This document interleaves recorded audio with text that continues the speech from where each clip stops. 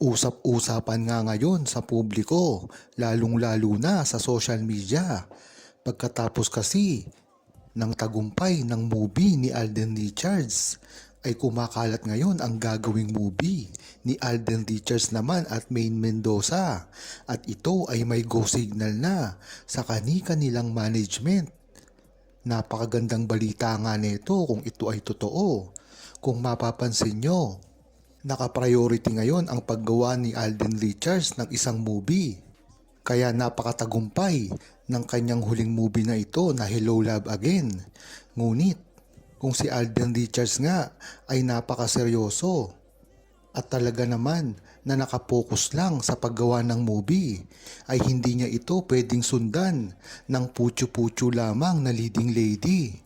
Ang sinasabi ko dito ay pag hindi si Catherine Bernardo ang kanyang kasama, ay talaga namang hindi ito nakakakuha ng box office. Kaya dito ngayon pumapasok ang involvement ni Maine Mendoza at ito raw ay nagkaroon na ng go signal sa kagustuhan mismo ni Alden Richards. Gagawa sila ng movie sa under ng GMA Films, TVJ Production at Myriad. Yan nga ang papabalita ngayon na sana nga ay talagang mag-push. Talaga naman kasi na matagal nang inaantay ng buong Aldab Nation at ng buong Pilipinas ang gagawing mismong pagtatambal ni Alden Richards at Maine Mendoza. Ito ay manunumbalik nung time pa ng Kaliserye na talagang kahit sa buong mundo ay nakikilala ito. Kaya talagang nostalgia ang mangyayari dito kung ang pelikula nga ni Alden Richards ay napakalaki na ng kinikita. Gayon pa kaya na si Maine Mendoza at Alden Richards na ang magsasama. Kaya talagang pinakaaantay ito, hindi lang ng buong Aldab Nation, kung hindi ng buong mundo. Hindi naman kasi nangangahulugan na gusto ng proyekto ng buong Aldab Nation at publiko na gawin ni Maine Mendoza at Alden Richards ay papakailaman na ng buong Aldab Nation ang pribadong buhay nila. Yan naman talaga ang stand ng mga buong Aldab Nation sa simula pa lamang, na ang pangpribado nilang buhay ay hindi na pinapakailaman ng buong Aldab Nation. Kaya nga tuwing hindi sila nakikita ay tila tuwang-tuwa pa ang buong Aldab Nation dahil ang alam nila ay talagang pribado lang ang pamumuhay ni Maine Mendoza at Alden Richards. Kaya dyan mo talaga malalaman ang truthfulness at ang tiwala ng buong True-Blooded Aldab Nation sa tunay na relasyon ni Maine Mendoza at Alden Richards, at kahit kailanman ay hindi ito mapuputol. Ang hirap lang naman kay Maine Mendoza at Alden Richards ay ang kontrata ng kanilang mga management at network. Diyan sila talaga mahihirapan. Yan naman talaga ang una nilang problema sa simula pa lamang. Kung matatandaan nyo, kahit magkasama pa sila sa Itbulaga dati ay hirap na hirap silang gumawa ng teleserye o movie. Kung hindi nga lang umirma si Alden Richards ng exclusive na kontrata sa AAA, ay malamang ay hindi nakagawa si Alden Richards at Maine Mendoza ng proyekto. Dahil alam naman natin na kahit si Maine Mendoza ay hindi pumirma ng exclusive contract sa network mismo ni Alden Richards. Kaya diyan mo palang malalaman ang problema ng dalawa noon pa lamang. Dahil naman kasi ito agawan ng produksyon na gagawin. Sino ang mamamahala dito? Ang AAA ba?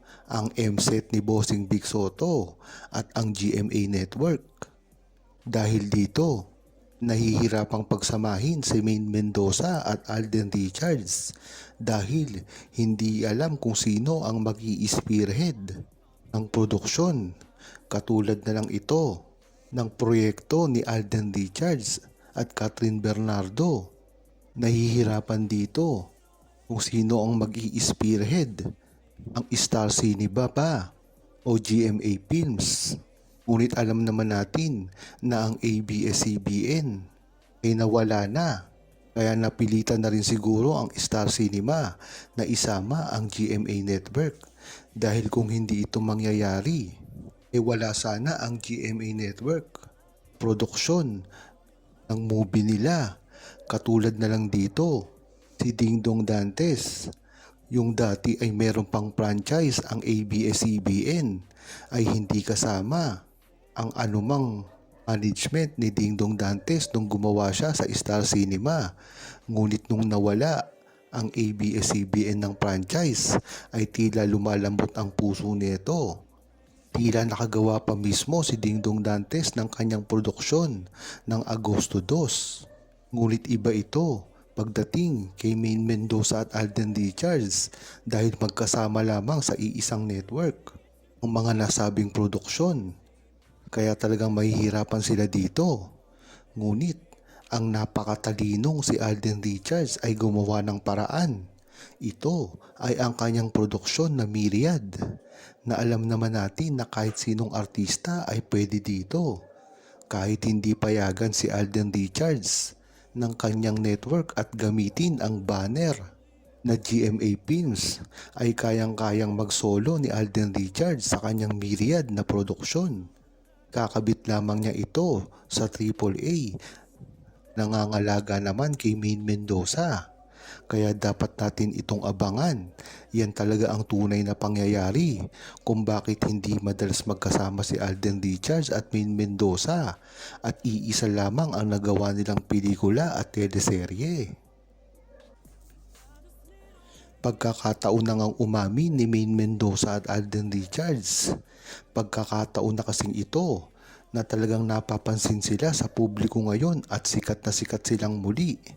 Dahil na nga rito ay maiiwasan ng mga starlet na pumapel at palitan sila. Dahil ito talaga ang tunay na nakakasira sa relasyon ni Maine Mendoza at Alden Richards. Kahit ano pang sabihin nila na pagpapabango sa kanilang mga pangalan ay hindi nila mapapantayan si Maine Mendoza at Alden Richards, let alone malampasan nila ito. Dahil si Maine Mendoza at Alden Richards ay nag-iisa lamang sa industriya. Nariyan ang mga respetado, ibang artista, matatalino, mayayaman, mga humble, napakaraming mga pinagkakaabalahan na business. Wala na nga talagang makakapantay sa hinaharap ngayon ni Maine Mendoza at Alden Richards. Kaya naman talagang tinatambangan sila ng mga pambabash at paninira na wala na sa lugar.